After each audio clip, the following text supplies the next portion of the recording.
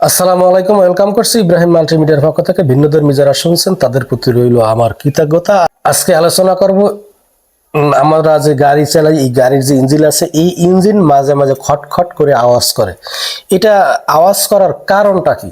তো যারা জানতে চাইছেন তাদের জন্য এই ভিডিওটা করা, এবং নতুন যারা আছেন তারা সবাই আশা করি ভিডিওটা দেখবেন, তাহলে সবকিছুই জানতে পারবেন।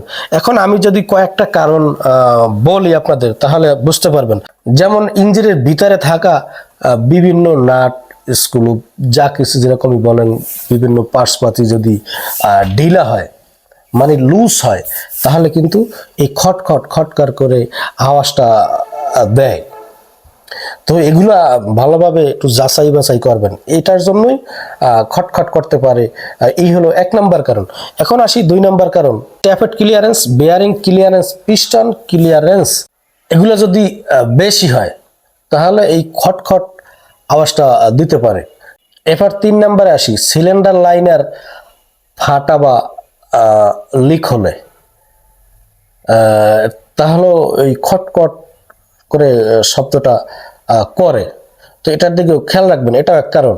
এরপরে আসি ইগনিশন সঠিক সময়ের আগে অথবা পরে হলে এই খটখট করে আওয়াজটা দিতে পারে। তো আমি যেই কথাগুলো বললাম আপনারা একটু ভালোভাবে একটু মিলাই নেবেন। আর একটা কথা হলো, আপনারা যদি কোনো কিছুর সমস্যা মনে করেন তাহলে আমার স্ক্রিনে দেওয়া নাম্বার আছে, এই নাম্বারে সরাসরি যোগাযোগ করবেন আমার সাথে।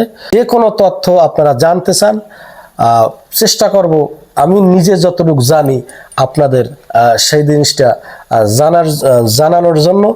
আর যদি কেহর কোনো কিছু জানার থাকে তা তো বললামই।